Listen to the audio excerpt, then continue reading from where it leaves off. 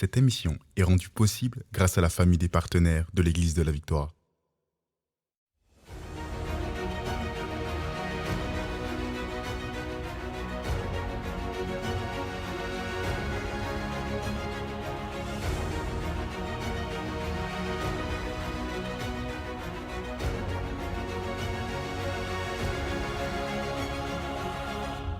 Bonjour tout le monde, bienvenue à l'émission Parole de foi. Ici le pasteur Joel Spinks. Je suis vraiment heureux d'être là avec vous aujourd'hui pour vous aider dans une crise maritale. Est-ce que de l'espoir pour vous? Peut-être vous êtes sur le point du divorce, peut-être ça se passe vraiment mal. J'aimerais vous donner de l'espoir aujourd'hui à l'émission Parole de foi. Premièrement, on va juste prier ensemble, on va recevoir de Dieu la sagesse, on va recevoir son onction pour avancer dans les voies de Dieu.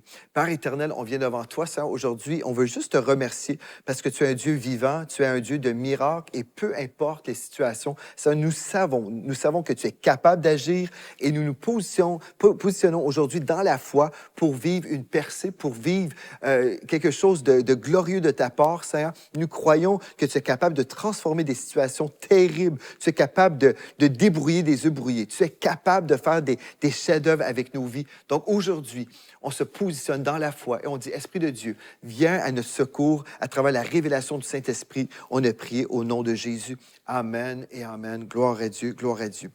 Alléluia. Bien, j'aimerais ça vous dire, il y a toujours de l'espoir en Dieu. Je veux vraiment vous aider. Aujourd'hui, on va répondre à la question, comment sauver mon mariage en difficulté? Comment sauver mon mariage en difficulté? Peut-être justement, vous êtes sur le point du divorce, comme j'ai dit. Peut-être votre mariage est en souffrance depuis de nombreuses années. Moi, je ne connais pas votre situation, mais j'aimerais vous dire, je connais celui qui connaît tout sur vous. Il est capable d'intervenir. Mais remarquez la question, c'est comment sauver mon mariage en difficulté. En fait, cette question implique aussi un désir de sauver notre mariage. Parce que Dieu est capable de nous aider, il est capable de nous révéler des choses, mais en même temps, il faut avoir la volonté de sauver, de vouloir voir ce mariage être sauvé. Si ma volonté n'est pas engagée et je veux me divorcer à tout prix, bien, qu'est-ce qu'on peut faire? Mais s'il y a cette volonté, ou peut-être vous dites, bien, je ne sais pas si je veux vraiment, mais je veux voir, est-ce qu'il y a de l'espoir encore pour moi? Bien, au départ, j'aimerais vous dire, oui, il y a de l'espoir pour vous, parce que nous servons le Dieu de l'espoir, nous servons le Dieu des miracles, celui qui est capable d'intervenir dans n'importe quelle situation. Gloire à Dieu pour ça. Aujourd'hui, la première chose qu'on va faire, on va comprendre le mariage selon Dieu. Donc, si on veut sauver le mariage, il faut premièrement comprendre ce qu'est le mariage. Donc, la première chose qu'on va voir aujourd'hui, c'est que le mariage a été fondé par Dieu avant même l'Église. Donc, si vous pensez que Dieu aime son Église, comprenez que Dieu a commencé avec le mariage avant même l'instauration de l'Église. Gloire à Dieu. Donc, on va aller ensemble dans Marc, chapitre 10, au verset 6 à 8.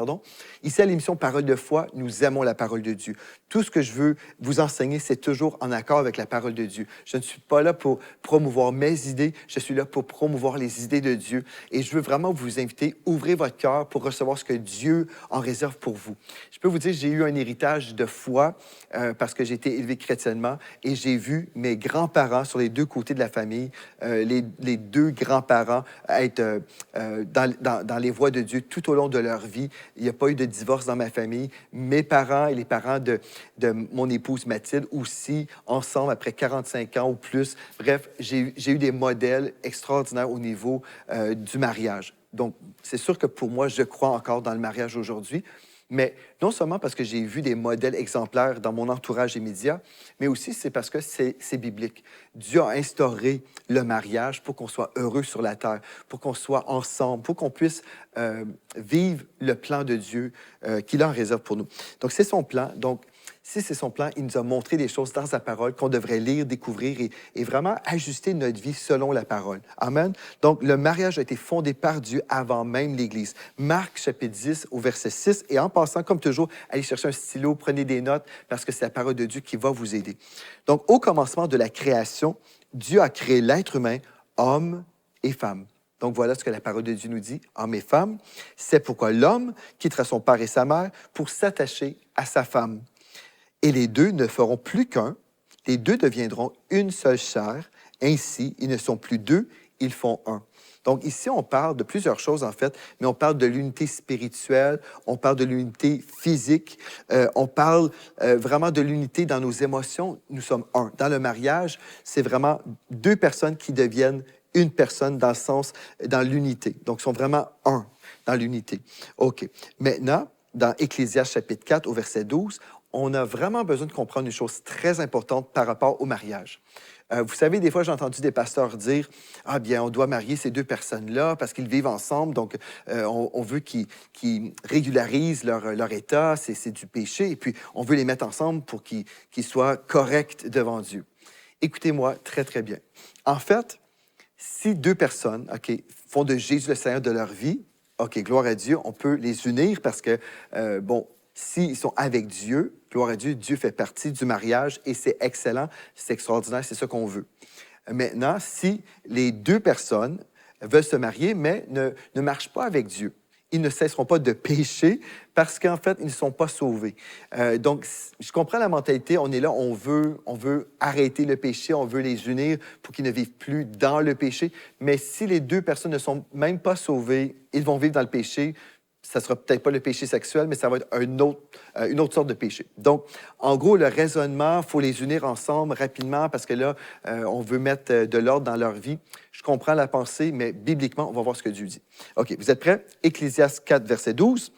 Un homme seul est facilement maîtrisé par un adversaire, mais à deux, ils pourront tenir tête à celui-ci, et une corde à triple brin n'est pas facilement rompue, ou la corde à 3 fils ne se rompt pas facilement dans la version Louis II. Donc, une corde à triple brin n'est pas rompue. OK, qu'est-ce que ça veut dire? En fait, ce que je crois, et ce que je crois que la parole de Dieu nous dit, en fait, c'est que le mariage, oui, a été fondé avant l'Église, et quand un homme de Dieu et une femme de Dieu s'unissent ensemble dans les liens sacrés du mariage, ceci implique forcément que Dieu en fait partie. OK? Donc, ici, une corde à 3 brins. Donc, vous pouvez imaginer une corde, il y a un brin, l'homme, la femme et Dieu. Et ensemble, on peut mettre tout ça ensemble et c'est une corde qui est plus solide que si c'était une corde juste à 2 brins. Vous comprenez l'illustration ici? Donc, quand Dieu fait partie du mariage, quand Dieu fait partie de cette alliance, bien, il y a une force surnaturelle pour ce mariage-là. Parce que forcément, il va y avoir des désaccords après un certain moment. Au début, peut-être, c'est toujours l'amour, les papillons, et gloire à Dieu pour tout ça, là. Mais la vraie vie va s'installer, il va y avoir des défis, il va y avoir des désaccords, il va y avoir des moments où on a besoin de marcher dans la grâce, le pardon et tout ça. Et quand on est charnel, bien, on peut réagir charnellement, on peut être dans des querelles, on peut être dans le non-pardon, dans l'amertume et tout ça. Mais quand Dieu est là et quand nous sommes avec Dieu, bien, on va pardonner. On va avoir de l'écoute, on va avoir le cœur de Dieu pour notre épouse ou notre époux. Quand Dieu fait partie du mariage, nous avons cette grâce et cette puissance surnaturelle qui est là avec nous pour nous aider dans notre vie. Donc, oui, il peut y avoir des querelles à un certain moment, mais on va se pardonner, on va se repentir. Dieu fait partie du mariage, donc le mariage sera plus fort. Gloire à Dieu pour ça. Donc, le mariage a été fondé par Dieu avant même l'Église. Donc, on devrait comprendre ici que le mariage est vraiment important. Okay? On comprend l'ordre des choses, c'est important pour Dieu. La célébration de mariage d'un croyant avec un incroyant ne devrait pas avoir lieu. Des fois, on est là, comme j'ai dit, on devrait les marier pour qu'ils puissent sortir de leur état de péché. Mais en fait, cette bonne pensée, elle est en fait mauvaise parce qu'elle est anti-biblique. Je comprends le raisonnement, mais il faut toujours élever la parole de Dieu au-dessus de nos pensées. Voici ce que Dieu a dit, et j'ai déjà enseigné là-dessus sur la série sur les fréquentations. Si vous avez raté cette série sur les fréquentations, peut-être vous n'êtes pas marié encore ou vous n'êtes peut-être pas dans cette situation de mariage en besoin de secours. Mais si vous êtes dans cette saison de fréquentation, allez sur le site web de YouTube, donc sur la chaîne YouTube de l'Église de la Victoire, et faites une recherche pour les fréquentations selon Dieu. Je crois vraiment que vous allez être aidés par rapport à vos fréquentations. Maintenant, dans 2 Corinthiens 6, verset 14, nous lisons à partir de la version Sommeur. « Ne vous mettez pas avec des incroyants. » Est-ce que c'est clair, ça? Ne vous mettez pas avec des incroyants. Sous un joug qui n'est pas celui du Seigneur. En effet, ce qui est juste peut-il s'unir à ce qui s'oppose à sa loi? Et j'ai l'impression de lire ce texte-là, pour ceux qui suivent l'émission Parole de foi, j'ai l'impression de lire ce texte-là à répétition dans plusieurs émissions. C'est un principe qui revient constamment. Avez-vous remarqué ça pour ceux qui sont avec moi dans toutes les émissions? Bien, ce texte, je l'ai lu à maintes reprises quand on parle des problèmes dans le couple, des problèmes dans la famille. En fait, on revient à ce texte. La lumière peut-elle être solidaire des ténèbres? Christ peut-il s'accorder avec le diable? Que peut avoir en commun le croyant avec l'incroyant? Quel accord peut-il exister entre le temple de Dieu et les idoles? Car nous sommes, nous, le temple du Dieu vivant. Dieu lui-même a dit, j'habiterai, je marcherai au milieu d'eux, je serai leur Dieu, ils seront mon peuple. Donc, ce texte nous dit clairement, même si on a des très bonnes intentions, on dit, ah, mais là, il faut que ces deux se marient, là, parce que là, ils vivent dans le péché. Un instant, est-ce que les deux sont nés de nouveau? Est-ce que les deux sont nés de nouveau? Si les deux ne sont pas nés de nouveau, la Bible nous dit, ne vous mettez pas avec des incroyants. Donc, faut vraiment s'assurer que les deux ont fait de Jésus le Seigneur de leur vie. Maintenant, leur état peut changer. S'ils sont perdus, on peut les évangéliser, on peut les gagner à Christ. Gloire à Dieu. Il y a de l'espoir pour eux. Amen. Mais les deux doivent être sauvés, nés de nouveau, engagés avec Dieu pour que Dieu fasse partie de leur mariage. Là, une fois qu'on a compris ça, on doit aussi comprendre que le mariage biblique, ce n'est pas un contrat qu'on va annuler, qu'on va déchirer comme ça. C'est une alliance devant Dieu. Quand on se marie avec Dieu en nous, mais on comprend que Dieu fait partie de notre mariage, c'est une alliance devant Dieu. Et oui, devant les hommes qui sont des témoins, mais c'est vraiment une alliance où on s'engage l'un envers l'autre devant Dieu. Et là, dans Marc 10, au verset 9 maintenant, le texte dit que l'homme donc ne sépare pas ce que Dieu a joint ou ce que Dieu a uni. Donc, notons maintenant que Satan est contre le mariage, un symbole de l'union de Christ avec son Église. Satan veut détruire le mariage. Vous devez comprendre ça. Il s'acharne contre le mariage. Satan est contre le mariage. Pourquoi? Parce que le mariage est un symbole de l'union de Christ avec son Église. Amen. Donc, vous devez comprendre ça. Donc, si jamais vous posez la question, mais pourquoi le diable veut détruire le mariage? Bien, justement, il veut détruire le témoignage de l'union de Christ avec l'Église. Il comprend également qu'un mariage heureux va faire en sorte qu'il va y avoir une belle famille heureuse. Et si je détruis le mariage, si je sépare le mari de son épouse, bien, ça va briser la famille, les enfants vont souffrir. Bref, c'est des cœurs brisés. Et le diable aime ça. Le voleur ne vient que pour voler, égorger et détruire. Il veut détruire des vies. Il est méchant, il est terrible, il est horrible. Le diable est méchant. Donc, Dieu a des bons projets. C'est à nous de découvrir sa parole pour qu'on puisse justement marcher dans sa parole et l'honorer dans nos vies.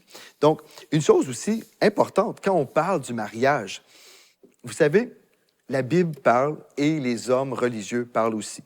Il y a des hommes, comme vous savez sûrement, je vais vous dire la prochaine chose. En fait, il y en a qui vont dire, il ne faut pas se marier. Si vous êtes vraiment saint, les pasteurs ne devraient pas se marier. Vous devriez être célibataire toute votre vie. Est-ce que vous êtes intéressé de savoir ce que Dieu dit à ce sujet? Je comprends, il y a des gens qui sont appelés au célibat, il n'y a pas de souci. Certaines personnes sont appelées à être mariées, d'autres sont appelées à être célibataires. Toute leur vie, ils ont reçu une grâce, ils veulent se consacrer à Dieu toute leur vie, il n'y a pas de souci. Oui, il y a vraiment une place pour les célibataires dans la famille de Dieu, dans l'Église de Dieu, avec un grand E. Il n'y a pas de souci quand c'est le Saint-Esprit qui nous parle. Mais quand c'est l'homme qui impose sa volonté sur d'autres hommes, c'est là où on a un problème selon les Écritures. Allons ensemble dans la parole, dans 1 Timothée, chapitre 4, versets 1 à 3. Donc, c'est 1 Timothée 4, versets 1 à 3. Le texte nous dit, « Cependant, l'Esprit déclare clairement que dans les derniers temps, plusieurs se détourneront de la foi. » Est-ce que c'est une réalité aujourd'hui? Avez-vous remarqué que plusieurs se sont détournés de la foi? Avez-vous remarqué que plusieurs églises sont à vendre et on a transformé des églises en toutes sortes de choses? Ici, au Canada, j'ai vu une fois une église transformée en pizzeria. Quelle tristesse! Une bâtisse comme ça, qui était consacrée pour Dieu, même si ce n'était pas la vérité qui était prêchée là, mais on dit malheureusement, au lieu de convertir cette église en une église en feu dans la vérité, une église de réveil, bien, cette église est devenue une pizzeria. Mais le texte biblique nous le disait, en fait, bien à l'avance. L'Esprit déclare clairement que dans les derniers temps, plusieurs se détourneront de la foi parce qu'ils s'attacheront à des esprits trompeurs et à des enseignements inspirés par des démons. Wow, quelle sorte d'enseignement! Ils seront séduits par l'hypocrisie de prédicateurs de mensonges. Des prédicateurs de mensonges dont la conscience est comme marquée au fer rouge. Ces gens-là interdiront le mariage et exigeront que l'on s'abstienne de certains aliments alors que Dieu a créé toutes choses pour que les croyants, ceux qui connaissent la vérité, en jouissent avec reconnaissance.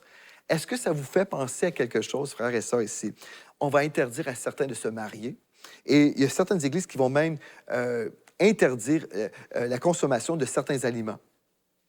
Gloire à Dieu. Gloire à Dieu pour la parole de Dieu, parce qu'on peut la lire, alléluia, on peut la lire et discerner et voir, OK, je comprends. Donc, ce n'est pas Dieu qui est à l'origine de certaines lois humaines, comme on voit aujourd'hui dans certains milieux. Est-ce que je vous dis ça aujourd'hui pour attaquer des gens? Remarquez que je n'ai pas mentionné de nom d'église, je n'ai pas mentionné de courant religieux, je n'ai rien mentionné, je vous lis la Bible. Et la Bible nous dit, en fait, qu'il y aurait des faux docteurs dans les temps de la fin. Et depuis longtemps, en fait, ce texte-là n'est pas depuis hier. On sait qu'il y a longtemps que Dieu nous a vraiment révélé que le diable attaquerait le mariage, en fait. Donc aujourd'hui, si vous êtes dans une crise maritale, comprenez, oui, il peut y avoir une dimension humaine, dans le sens qu'il peut y avoir des malentendus, mais aussi il y a une dimension spirituelle. Le diable veut détruire votre mariage parce que s'il peut détruire votre mariage, il va détruire un témoignage vraiment que vous êtes là, en fait, pour resplendir Christ dans notre monde. Et quand on détruit votre mariage, bien, on vient atteindre à votre témoignage chrétien. Et en fait, j'ai connu un couple qui était sur le bord du divorce, en fait, parce qu'ils avaient traversé une crise dans leur mariage. Et la femme, l'épouse, a dit, bien, j'aurais toutes les raisons au monde de me divorcer, mais je ne veux pas laisser à mes enfants et à mes petits-enfants cet héritage de divorce. Et elle a choisi de pardonner, elle a choisi d'être restaurée, de vivre une restauration avec son mari. Ce n'était pas facile. Je ne dis pas ici que c'est facile, mais elle avait la volonté de travailler sur son mariage. Et puis, gloire à Dieu, Dieu a totalement restauré. Gloire à Dieu pour ça. Et puis aujourd'hui, ils servent le Seigneur dans un ministère très public. Et je dis gloire à Dieu parce que Dieu est le Dieu des miracles. Il est capable d'intervenir, peu importe la situation. Et encore une fois, je veux juste vous dire, Dieu n'est pas pour l'abus. Je veux juste ouvrir cette parenthèse. Si vous êtes une femme, vous êtes dans une situation d'abus, si vous êtes marié à un homme violent, comprenez ceci, Dieu veut votre protection. Donc, je veux vraiment clarifier des choses parce que oui, je crois au pardon, je crois certainement au pardon, mais je crois aussi à la sagesse et au discernement. Et vous valez beaucoup pour Dieu. Je veux que vous sachiez ça. Oui, on peut avoir des querelles, on peut avoir des défis dans nos mariages. Et aujourd'hui, je parle de ces choses-là. Mais si vous êtes en danger, là, vous devez vous protéger. Ça, c'est important. Vous devez vous protéger et aller chercher de l'aide dans votre église locale, aller parler avec un pasteur, parler avec quelqu'un qui peut vous conseiller pour vous protéger. Ce n'est jamais la volonté de Dieu qu'une femme se fasse battre et ce n'est pas la volonté de Dieu non plus pour qu'un homme se fasse battre. J'ai eu les deux situations à l'église. Et puis, des fois, on ne s'imagine jamais ce qui se passe dans un monde privé. Mais j'ai connu un homme qui était battu, un homme battu. Et on dirait, mais c'est impossible. Puis en fait, son épouse le battait. Et puis, c'était la honte pour lui, certainement. Il ne voulait pas en parler, mais il ne voulait pas se défendre non plus. Parce que s'il s'était défendu, bien, ça aurait été terrible aussi. Donc, en gros, je veux juste vous dire, ici, à l'Église de la Victoire, nous sommes à 100% contre toute forme d'abus physique, mental, psychologique. Nous sommes contre tout ça. Mais malgré les querelles, malgré les complications, le titre d'aujourd'hui, c'est « Comment sauver mon mariage en difficulté ». Malgré les difficultés, nous croyons dans le Dieu de l'impossible, le Dieu qui est capable de guérir votre cœur lorsque vous pardonnez. Et je veux vraiment que ça soit clair dès le début. Je vous ai dit aujourd'hui que nous sommes contre l'abus et nous ne croyons pas que vous devez tolérer l'abus. Vous devez sortir d'une situation de danger. Amen? Gloire à Dieu. Ça, c'est très important. Maintenant, dans tout ce qu'on est en train de voir, on voit que le mariage, c'était l'idée de Dieu, avant même le mariage, avant même l'Église, pardon. On voit aussi que lorsque Dieu fait partie de notre union, nous sommes plus forts. On veut comprendre également que le mariage, ce n'est pas un contrat, mais c'est une alliance devant Dieu pour toute une vie. Donc, c'est pour ça qu'on devrait entrer dans le mariage avec beaucoup de réflexion. On a compris également qu'on ne veut pas se marier avec un non-croyant, parce que la Bible nous dit clairement qu'on n'a rien en commun avec quelqu'un qui ne marche pas avec Dieu. Et on veut comprendre aussi que le diable veut détruire les mariages et depuis longtemps, il a même inspiré des doctrines où on disait, pour être saint, on ne peut pas se marier. Et la Bible nous dit clairement que c'est une prédication de mensonge. Ce n'est pas ce que Dieu dit. En fait, la Bible dit même autre chose. Remarquez bien dans 1 Timothée 3, verset 2. Donc 1 Timothée 3 au verset 2. Dieu est même pour le mariage dans le ministère. C'est ça que la Bible nous montre. C'est tellement drôle des fois qu'on voit la façon que les hommes vivent et ce que Dieu a dit. 1 Timothée 3, 2 nous dit Il faut donc que l'évêque ou le pasteur, si vous préférez, il faut donc que le pasteur soit irréprochable, mari d'une seule femme. Ceci nous parle que le pasteur ne devrait pas être un polygame, OK? Non, il devrait être le mari d'une seule femme. Il faut qu'il dirige bien sa propre maison et qu'il tienne ses enfants dans la soumission et dans une parfaite honnêteté. Car si quelqu'un ne sait pas diriger sa propre maison, comment prendra-t-il soin de l'Église de Dieu? Donc, ce texte nous dit ici, en fait, un pasteur devrait être le mari d'une seule femme. Donc, le texte ne dit aucunement que le pasteur ne devrait pas se marier. Au contraire, le texte nous dit qu'il devrait être le mari d'une seule femme et qu'il dirige bien sa propre maison. Parce que si le pasteur sait bien diriger sa famille, bien, il est un modèle à ce niveau-là et il va pouvoir reproduire cette bonne gestion dans son Église locale. C'est ça que la Bible nous dit. Voyez-vous? Donc, on peut voir la vie d'un pasteur. Il est marié, ça se passe bien avec son épouse, ça se passe bien avec ses enfants. Il a la sagesse de Dieu en tant que chef du foyer. Donc, il peut amener cette expérience bénie dans son Église, dans sa famille, pardon, et l'amener dans l'Église. C'est ça que Dieu nous dit dans sa parole. Mais la religion enseigne d'autres choses, évidemment. Mais gloire à Dieu pour la parole, n'est-ce pas merveilleux? Demain, on va poursuivre et on va voir, OK, Pasteur Joël, j'ai compris tous ces points-là, c'est très, très bien, mais j'ai quand même des difficultés dans mon mariage. Bien, pour vivre une transformation, il faut comprendre la vision de Dieu pour le couple. Il faut comprendre la vision de Dieu pour le mariage. Et ce qu'on va faire demain, on va parler justement de la vision divine concernant votre couple, concernant votre mariage. Et je crois, comme vous allez vous exposer à sa vision, votre vision peut changer. Mais avant, ce que je vais faire, je vais prier pour vous. J'aimerais ça prier pour vous parce que vous êtes nombreux à avoir besoin d'aide et j'aimerais ça prier pour que le Saint-Esprit puisse vraiment vous révéler les choses que vous avez besoin de comprendre. Amen. Père éternel, je veux prier pour mes frères et mes sœurs qui sont là aujourd'hui à la maison, qui suivent cette émission en quête d'espoir, en quête de solutions pour un mariage en difficulté. Et Seigneur, on a vu plusieurs choses aujourd'hui dans ta parole. On voit ce que ta parole dit et ça, on se voit aussi, peut-être on n'a pas suivi ta parole, peut-être on a cru des mensonges à plein de niveaux. Et ça, aujourd'hui, je vois mes frères et mes sœurs qui sont là, qui ont besoin d'aide, qui ont besoin des secourus. Et ça, on te présente les situations. Et même avant demain, avant même la suite de cette émission, je crois que tu peux parler à mes frères et mes sœurs, même pendant la nuit. Tu peux leur donner des songes, tu peux leur donner des paroles prophétiques pour leur révéler, Seigneur Dieu, les choses qui ne fonctionnent pas. Seigneur, tu es un Dieu qui parle encore aujourd'hui. Tu es un Dieu d'amour, un Dieu d'intégrité, un Dieu qui nous révèle les choses qu'on a besoin de comprendre. Donc maintenant, je veux m'accorder dans la foi avec mes frères et mes sœurs et j'appelle Seigneur Dieu. Vraiment, j'appelle Seigneur Dieu ce moment de révélation où tu vas parler, où tu vas révéler les choses dans les cœurs qui doivent être révélées. Seigneur Dieu, les choses qui sont là, l'amertume, le non-pardon, toutes les choses qui doivent être supprimer des cœurs. On prie, Esprit de Dieu, que tu mettes ton doigt, que tu puisses mettre ta lumière sur les situations qui doivent changer dans les cœurs des personnes qui sont connectées en ce moment à cette émission. Je te remercie à l'avance parce que oui, tu parles. Et oui, Seigneur Dieu, je déclare, il y a toujours de l'espoir pour les couples. Je déclare, il y a de l'espoir pour mes frères et mes sœurs à la maison. Même si au début de cette émission, peut-être j'avais des frères et des sœurs totalement découragés, mais là, ils réalisent qu'il y a toujours de l'espoir en Dieu.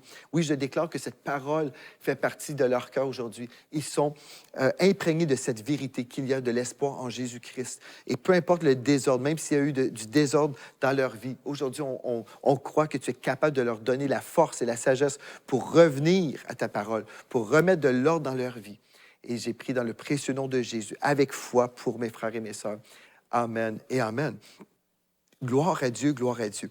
Alléluia. J'espère que cette émission a pu être un instrument entre les mains de Dieu aujourd'hui pour vous aider à comprendre certaines choses par rapport au mariage, par rapport à notre vie sur la terre et comment Dieu veut qu'on puisse avoir des belles familles. Si Dieu nous appelle à avoir des familles exemplaires, c'est parce que c'est possible. Dieu ne nous demande jamais de faire des choses qui sont impossibles pour nous. Mais avec Dieu, nous ferons des exploits. Et avec Dieu, vous allez vivre un miracle. Je suis dans la foi pour vous. Donc, gloire à Dieu. Si vous avez été bénis aujourd'hui, vous avez un témoignage, vous avez une requête de prière, n'hésitez pas de nous écrire. Nous sommes là, gloire à Dieu. Donc, écrivez à l'adresse qui va apparaître en bas de l'écran. Et puis, rappelez-vous de ceci, peu importe les défis, le Seigneur Jésus est vraiment avec vous. Il est présent pour vous aider et vous secourir. Et demain, on va continuer, on va étudier ce sujet encore. Et puis, je crois que l'Esprit de Dieu va vous parler et il va vous aider à progresser dans ses voies. Donc, d'ici à demain, merci d'avoir été là. Et rappelez-vous de ceci, en Jésus, vous êtes richement bénis. Vous êtes bénis par les messages révolutionnaires de l'Église de la Victoire. Prenez part à cette œuvre qui transforme des milliers de foyers en visitant dès aujourd'hui semer.ca. Devenez un partenaire mensuel ou un bâtisseur ou paramétrez vos dons de façon automatique en toute discrétion et sécurité. 100% de ce que vous semez sert à annoncer l'Évangile. Merci de croire avec nous. semer.ca